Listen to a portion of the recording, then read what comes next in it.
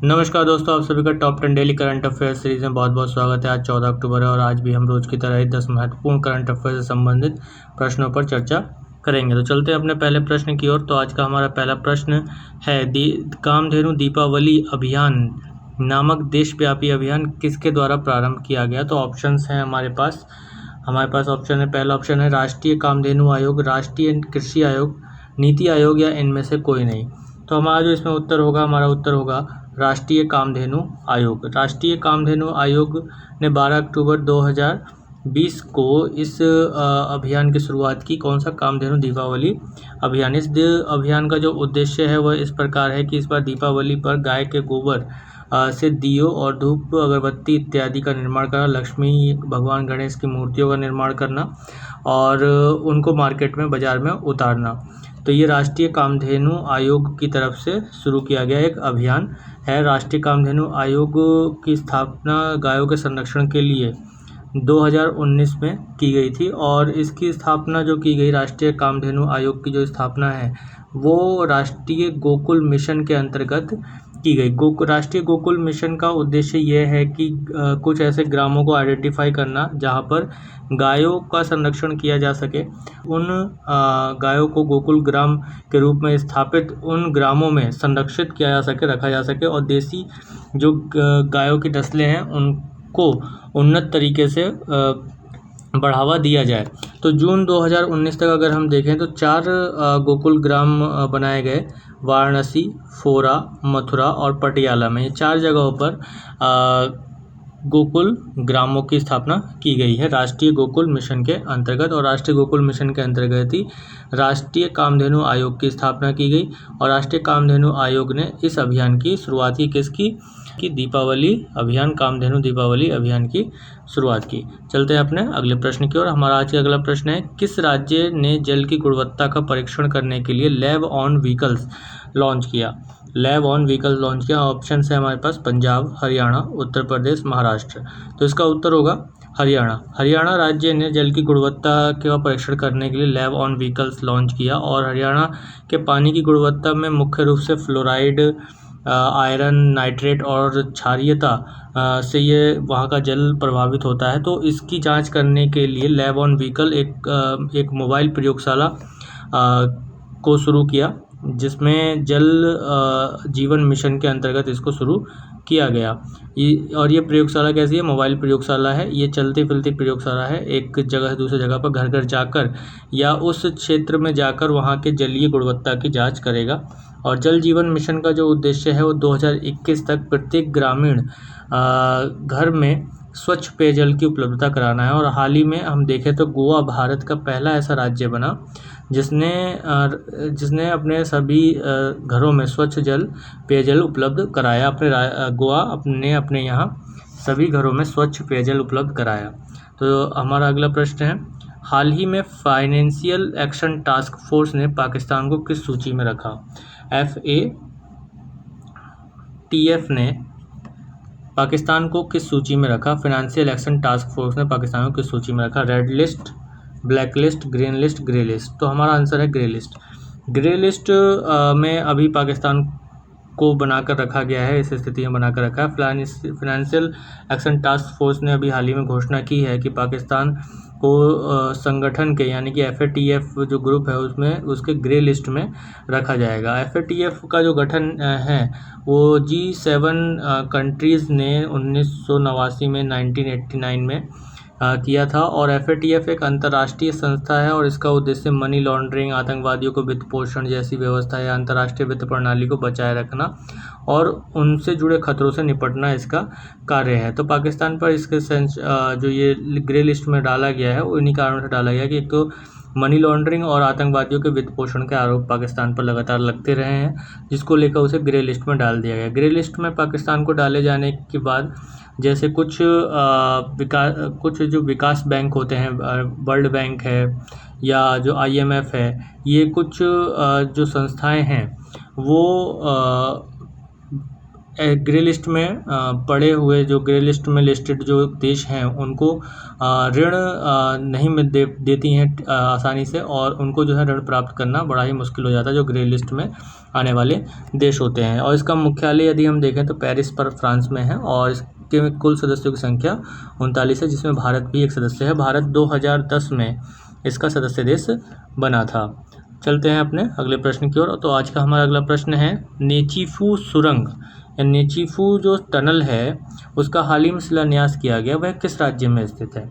तो इसका जो उत्तर होगा हमारा अरुणाचल प्रदेश। यह नेचीफू सुरंग का भी शिलान्यास किया गया रक्षा मंत्री राजनाथ सिंह जी के द्वारा, और इन्होंने अभी हाल ही में 44 पुलों का उद्घाटन किया, जिसे सीमा सड़क संगठन द्वारा बनाया गया, BRO द्वारा, बॉर्डर रोड ऑर्गेनाइजेशन द्वारा बनाया गया। 44 पुलों का संरक्षण की उद्घाटन किया राजनाथ सिंह जी ने, जो रक्षा मंत्री हैं। और रक्षा मंत्री जी ने ही अरुणाचल प्रदेश के पश्चिम कामेंग जिले में बालीपारा चारदुआर तवांग कुछ तरफ जो रोड जाती है, उनके बीच में एक पहाड़ी पड़ती थी, जिसको काटकर नेचीफू सुरंग बनाया गया, और उसका शिलान्यास राजनाथ सिंह जी ने किया। अरुणाचल प्रदेश के मुख्यमंत्री का नाम देखें तो पेमा खांडू है, और वहाँ के राज्यपाल डॉक्टर BD मिश्रा हैं। हमारा अगला प्रश्न है, हाल ही में यूरोपीय संघ ने किस देश पर प्रतिबंध लगाने को मंजूरी दी? हाल ही में यूरोपीय संघ ने किस देश पर प्रतिबंध लगाने की मंजूरी दी? तो इसमें जो हमारा उत्तर है वह है रूस। रूस पर यूरोपीय संघ ने कुछ आरोप लगाए, और उसके बाद इस रूस पर प्रतिबंध लगाए हैं। रूस के साथ साथ बेलारूस पर भी यूरोपीय संघ ने कुछ प्रतिबंध आरोपित किए हैं। रूस पर प्रतिबंध लगाने का कारण यह है कि जो व्लादिमीर पुतिन या रूस में जो एक विरोधी नेता थे अलेक्सी नवाल्नी, उनको जहर देकर मारने की साजिश के कारण व्लादिमीर पुतिन यानी कि राष्ट्रपति पर और रूस पर प्रतिबंध आरोपित किए गए हैं यूरोपीय संघ द्वारा। और रूस के राष्ट्रपति कौन है? Vladimir Putin. रूस की राजधानी मॉस्को, और रूस की जो मुद्रा है वो क्या है? रूबल, रूसी रूबल है। चलते हैं अपने अगले प्रश्न की ओर। हमारा अगला प्रश्न है, भारत और किस देश ने हिंद प्रशांत क्षेत्र में सहयोग के लिए हाथ मिलाया है? यानी कि अब हम यहाँ पर क्लियर होता है कि एक देश जो होगा वो हिंद महासागर में होगा, और एक देश जो होगा वो प्रशांत महासागर को छूता होगा, प्रशांत महासागर में स्थित होगा। तो यहाँ पर ऑप्शंस हैं हमारे पास, इंडोनेशिया, जापान, ताइवान, न्यूजीलैंड। तो हमारा जो आंसर होगा वो ताइवान होगा। भारत हिंद महासागर को छूने वाला है, और ताइवान प्रशांत महासागर को छूने वाला एक देश है। तो इन दोनों ने हिंद और प्रशांत क्षेत्र में सहयोग के लिए हाथ मिलाया है। ताइवान के जो एक ग्रुप है एशिया एक्सचेंज फाउंडेशन और भारत का नेशनल मैरीटाइम फाउंडेशन ने हिंद प्रशांत क्षेत्र में सहयोग को बढ़ावा देने के लिए एक समझौते पर हस्ताक्षर किया है। हालांकि भारत अभी भी ताइवान को औपचारिक रूप से एक अलग देश नहीं मानता है, वो चीन का ही पार्ट मानता है, लेकिन अप्रत्यक्ष रूप से ताइवान के साथ भारत अपने रिश्तों को मजबूत कर रहा है। और इसके साथ ही भारत ने अभी अपना एक राजदूत भी ताइवान के लिए नियुक्त किया है, और इसके साथ साथ ताइवान के राष्ट्रपति की नियुक्ति के समय भी भारत ताइवान के समारोह में उपस्थित रहा था। अगला प्रश्न है हमारा कि इसरो किस परियोजना के अंतर्गत दूर दराज के 5000 गाँवों को उपग्रह इंटरनेट सेवाएं प्रदान करेगा? उपग्रह इंटरनेट सेवाएं प्रदान करेगा।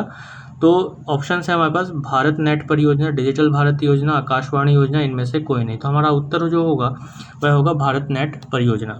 भारत नेट परियोजना के अंतर्गत जो इसे लागू किया जाएगा कि दूर दराज के जो 5000 गाँव हैं जहां तक नेटवर्क नहीं पहुंच पाता है, वहां पर उपग्रह इंटरनेट सेवाएं दी जाएंगी।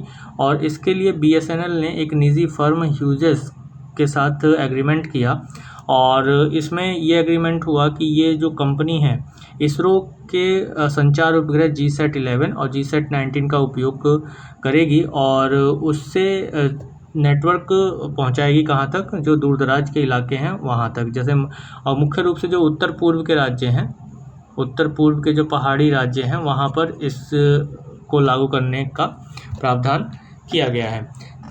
तो GSAT-19 की बात करें तो 2017 में इसरो द्वारा इसे छोड़ा गया था। एक संचार उपग्रह कम्युनिकेशन सैटेलाइट है। और ऐसे ही GSAT-11 2018 में लॉन्च किया गया था और ये भी एक कम्युनिकेशन सैटेलाइट है। 2011 में जो है राष्ट्रीय ऑप्टिकल फाइबर नेटवर्क के नाम से शुरू किया गया था कि सभी जगहों पर मुख्य रूप से ग्रामीण क्षेत्रों में ऑप्टिकल फाइबर के थ्रू ब्रॉडबैंड सेवाएं प्रदान की जाए। तो इसका नाम बदलकर 2015 में भारत नेट परियोजना रख दिया गया था।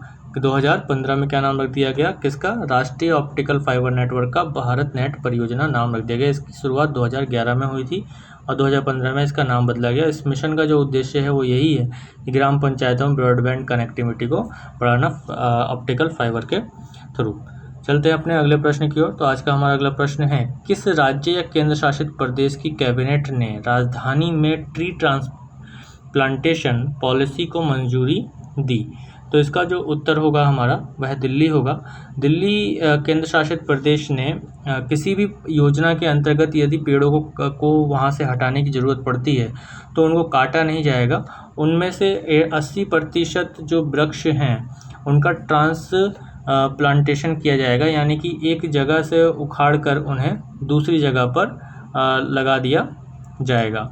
ठीक है, तो इसको ट्रांसप्लांटेशन यानी कितने जो भी वहाँ पे वृक्ष हैं उनमें से 80% को दूसरी जगह पर ट्रांसप्लांट किया जाएगा और बाकी के जो 20% की कटाई होगी तो उसकी जगह लगभग 10 गुना जो है पौधे लगाए जाएंगे ताकि उन 20% की भरपाई की जा सके। तो दिल्ली सरकार की कैबिनेट ने राजधानी में टी ट्रांसप्लांटेशन पॉलिसी को मंजूरी दी और इसके तहत अब किसी भी प्रोजेक्ट में आने वाले पेड़ों में से 80% को ट्रांसप्लांट करना अनिवार्य होगा। अगला प्रश्न है हमारा कि सूचना प्रौद्योगिकी पर स्थायी संसदीय समिति का प्रमुख कौन है? सूचना प्रौद्योगिकी पर स्थायी संसदीय समिति का प्रमुख कौन है? तो इसका उत्तर जो है वो शशि थरूर है।